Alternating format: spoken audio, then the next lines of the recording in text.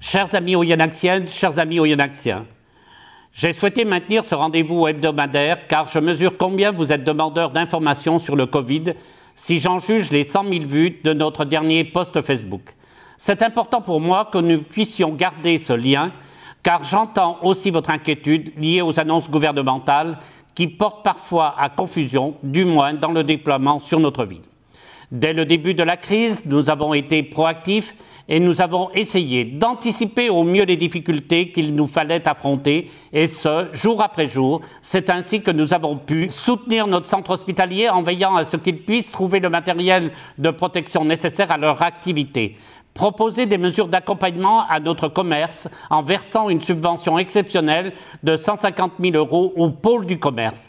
Accompagner nos industriels et soutenir notre économie en maintenant des relations étroites et privilégiées avec les services de l'État, avec une garantie d'emprunt déjà déployée dans notre département à hauteur de 100 millions d'euros pour 1169 entreprises. La région, le département, au budget agglomération, en partenariat avec son président Jean Deguerry et notre député Damien Abad, toutes ces actions ont été menées dans le cadre d'un formidable travail collaboratif entre l'ensemble des services municipaux de la ville d'Oyonnax et toutes les forces vives de notre territoire.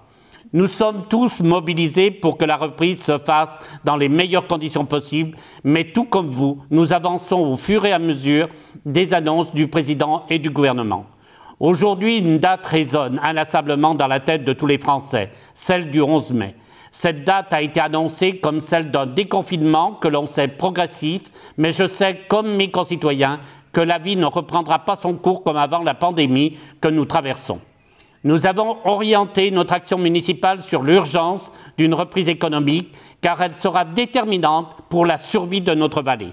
Nous nous organisons actuellement pour que la rentrée des élèves et du corps enseignant, dont je salue solennellement le professionnalisme et l'engagement, se fasse dans un cadre sanitaire sécurisé et sécurisant pour les familles. Là aussi, notre volonté est d'aller vite. C'est ainsi que nos écoles seront équipées de distributeurs automatiques, de gel hydroalcoolique à l'entrée des établissements et des flacons dans chaque classe. Les directions, le personnel enseignant, les ATSEM, les personnels d'entretien seront équipés de protection individuelle comme des gants, des masques et des visières, apportant ainsi une garantie supplémentaire. C'est une gestion de crise, une gestion à court terme, pour laquelle toutefois les objectifs sont clairement définis. Mais je sais qu'il nous faut déjà nous projeter plus loin. Toute notre vie a été chamboulée et ce sont les rapports entre tous les individus qui composent notre société qu'il faudra relancer. C'est pourquoi je souhaite dès à présent orienter notre réflexion sur notre soutien au monde sportif, au monde associatif et culturel, car ce sont ces domaines qui, demain, nous permettront de reprendre le cours d'une vie normale. J'ai donc demandé à nos services de maintenir et d'anticiper le versement des subventions aux associations de la ville d'Oyonnax pour l'année 2020. Naturellement, dans ce contexte exceptionnel, nous étudierons au cas par cas les situations particulières de chacune d'entre elles et essayerons d'apporter une réponse adaptée aux difficultés qu'elles rencontreront. Nous réfléchissons également à un calendrier de reprise d'activité dans l'environnement contraint qui est le nôtre. Pour ce faire, nous poursuivons les travaux engagés pour la réfection des salles sportives, la réfection des équipements du centre culturel, la rénovation complète de Valexpo qui nous permettra de relancer, je l'espère rapidement dès sa livraison, les événements rassembleurs et d'envergure. Je vous proposerai donc que les mesures de déconfinement seront clairement définies, d'organiser des rencontres thématiques avec l'ensemble du tissu associatif oyonnaxien, que je sais riche, déterminé et engagé dans ce combat. Et puis, il y a un domaine que nous avons toujours soutenu, car il est notre porte-drapeau, notre fleuron local, celui qui nous permet, comme d'autres clubs, de rayonner sur un plan national et international et qui reste et devra rester à l'avenir notre locomotive. Il s'agit de notre club phare, Oyonnax Rugby. Je sais, bien sûr, que d'autres clubs sportifs, comme les EDO, la SNO, l'USO Athlétis, l'ESCA, etc., emploient des salariés et ont des charges fixes importantes.